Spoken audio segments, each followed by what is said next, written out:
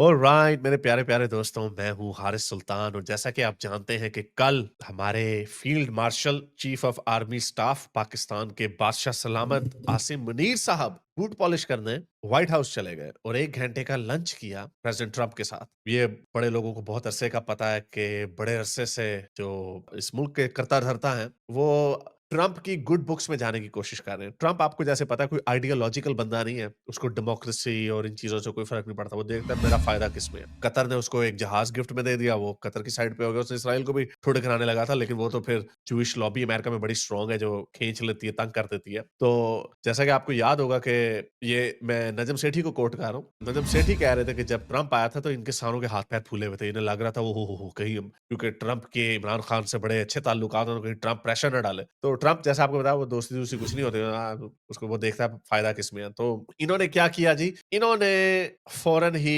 एक मोहम्मद शरीफुल्लाह एक आईएसआईएस के का एक दहशतगर्द था जिसने अगस्त 2021 में एबी गेट बॉम्बिंग की थी काबुल में।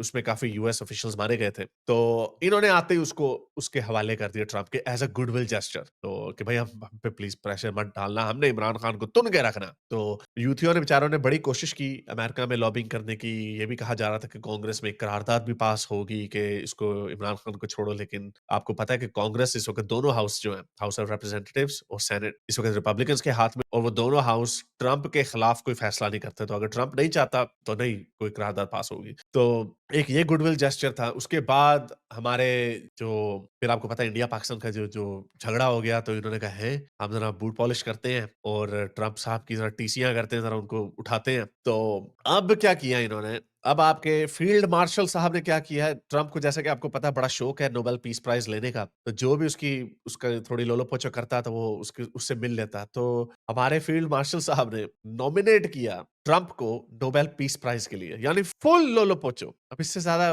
क्या की जा सकती है? तो एनीवे तो खैर इनको 1 घंटा मिल गया ट्रंप के साथ, और ट्रंप ने अब क्या कहा है इनके बारे में। तो पहले लोग तो बड़े मज़े-मज़े के मीम्स बना रहे हैं, जैसे ये कि ट्रंप को अब ज़रूरत है एयर बेसिस की, ईरान के हवाले से। ये लें जी, इसका सर मैं आपको पेश कर ये लें जी, ईरान आपको तोहफ़े में देते हैं। तो बहरहाल इस तरह के लोग मीम्स पास कर रहे हैं, और ज़रा सुनिए यहाँ पे ट्रंप ने क्या कहा। वैसे ट्रंप जो भी कहता है ना, उसको you should take it as a pinch of salt. मैं आपको पता है मैं कोई हमारे फील्ड मार्शल का इतना बड़ा फैन नहीं हूँ, लेकिन जो ट्रंप इसके एंड में कहता है, you take it with a pinch of salt. Well, they know Iran very well, better than most. ये पाकिस्तान की बात कर रहे हैं कि पाकिस्तान और लोगों की निस्बत ईरान के बारे में ज़्यादा जानते हैं। And they're not happy about anything. It's not that they're bad with Israel. They know them both, actually, but they probably, maybe they know Iran better. But they see what's going on, and he agreed with me. He agreed with me. क्या किस चीज़ पे agree किया? पहली बात है Trump तो कह रहा है कि उड़ा दो इनकी जो न्यूक्लियर वेपन्स है उसको उड़ा दो, और आपको पता है हमारे पाकिस्तान का हमारा डबल गेम है, बड़े अरसे से खेलते रहे हैं। जो अब्दुल कदीर खान के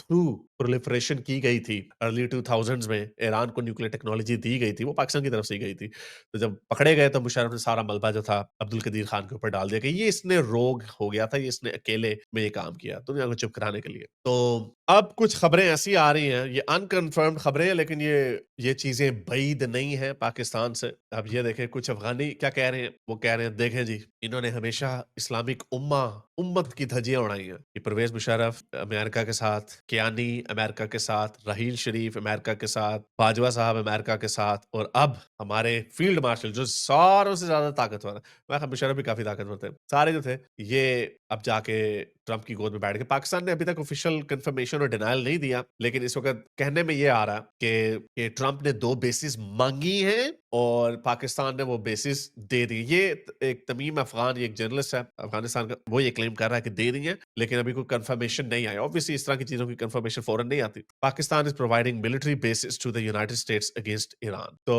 ज़ाहिर बात है जो आपके फील्ड मार्शल साहब हैं जो उधर गए हैं, हमें पता है क्या करने गए हैं। वो यही करने गए हैं कि हम ज़रा ह्यूमन राइट्स की खूब खूब धज्जियाँ उड़ा रहे हैं पाकिस्तान में। इमरान खान को हमने तुन के अंदर रखा हुआ है, तो आप बीच में मत आना। आपका दोस्त है वो, ट्रंप का कोई दोस्त नहीं है वो। लेकिन ट्रंप ने सोचा होगा कि भई इसके बदले में हमें भी फिर कुछ चाहिए। ऐसे तो नहीं इधर तो करारदाद पास होने की बात हो रही है। तो उसके बदले में आप हमें क्या देंगे? हमें 2 बेसिस दे दें। तो मुझे पूरा यकीन है ये सब कुछ बेच देने के लिए तैयार हैं अपने मकासद के लिए और इसमें पाकिस्तानी अवाम का कोई फ़ायदा नहीं है। अभी जो ख्वाजा आसिफ जो है, वो अभी गालियाँ दे रहा था रज़ा पहलवी को, नंगी गालियाँ दे रहा था अपने ट्विटर पे। तो अब उसको वही चीज़ें अपने मुँह पे मुक्का मारना पड़ेगा जब उसका बॉस फील्ड मार्शल साहब जब आके कहेंगे, "ओए! चुप कर जा ओए! ये अमेरिका का ऑपरेशन है, हम ऊपर से ऑर्डर आया, जो अमेरिका कह रहा है हमें वही करना पड़ेगा।" तो ये इन लोगों का हाल है, इन बेशर्मों का और ये लोगों को उम्मा का चुम्मा देते रहते हैं यार। बहुत ही बेड़े यार के और ये जो बड़े उस वक़्त पाकिस्तान के लिबरल्स और बड़े हर तरह के लोग फील्ड मार्शल की उस वक़्त गाने गा रहे थे, कंधों पे उठा के। तो इसमें कोई मैं पाकिस्तान से गद्दारी नहीं कर रहा था या मैं इंडिया से वफ़ादारी नहीं कर रहा था। जैसे इस वक़्त ईरान के लोग बहुत बड़ी तादाद, कुछ पोल्स के मुताबिक 65% ईरानियन जो है रज़ा पहलवी को चाहते हैं कि वो आके लीड करे, इस रिजीम चेंज करे, 65%। कुछ ऊपर-नीचे हो सकता है, वेस्ट का प्रोपेगेंडा भी हो सकता है, लेकिन एक बहुत बड़ी तादाद हमें नज़र आ रही है सोशल मीडिया पे, जो इसराइल और यूएस के आगे हाथ जोड़ रही है कि मारो, रिजीम चेंज करो। तो वो ईरान के गद्दार नहीं है, वो ईरान के अंदर हकीकी जमहूरी चेंज लाना चाहते हैं। वही काम मैं कर रहा हूँ, लेकिन ऑब्वियसली वहाँ पे तो बहुत बड़ी तादाद है, हमारी तो वहाँ ऐसे डवरसी है। ये सर पे उठा लेते हैं, वो अब्बू बना लेते हैं उनको और फिर वही अब्बू आके छितर मारता है इनको और वो छितर अब इनको पढ़ रहे हैं और अभी पढ़ते रहने हैं। अभी इस महीने के एंड में अभी बजट आना है। आय हाय हाय हाय! चीखें ना निकलवा दी इन्होंने, मज़े आ जाने दें। और चुप हो, लो और मज़े लो।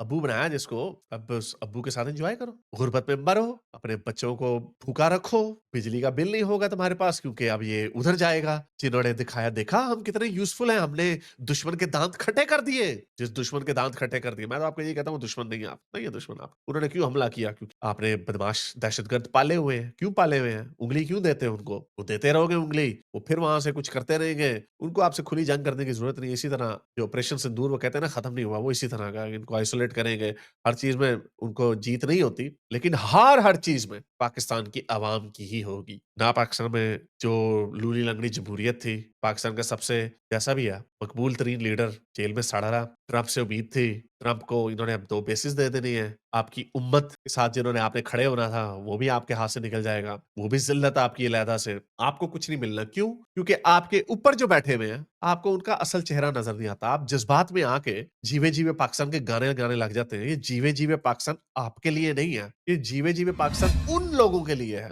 जो डॉलरों में मज़े लेते हैं। अभी एड भी मिलेगी, कोई पता नहीं $150 मिलियन भी दे देंगे। मेरे ख्याल वो भी नहीं देंगे। इन्होंने वैसे ही लेट जाना है। क्योंकि इन्होंने यही कहना है भाई हमने इमरान खान को पेलना है, उसके लोगों के ऊपर हमने उसको डंडा तुन के रखना है, तो आप हमें उस पे ना कुछ कहना। ओके। जिस तरह मुशर्रफ के बारे में कहा जाता है ना, कोंडोलीज़ा राइस ने अपनी किताब में लिखा था कि हमने कोई 19-20 शर्तें रखी थी। हमें लग रहा था कि वो नेगोशिएट करेंगे। 4-5 तुम कहेंगे कि इसको उतारो। वो कहती सारे ही मान गए, सारी की सारी मान गए। तो यहाँ पे भी भैया ये अफ़सोस इस बात का है, ये मुल्क को बेचते हैं, लेकिन बेचते भी उसकी कीमत से कम। और करो, एन्जॉय करो, मज़े लो। अगर आपको मेरी ये वीडियो अच्छी लगी तो मेरे चैनल के मेंबर बनिए, पेट्रन बनिए या फिर आप मुझे बाय मी या कॉफ़ी में भी सपोर्ट कर सकते हैं।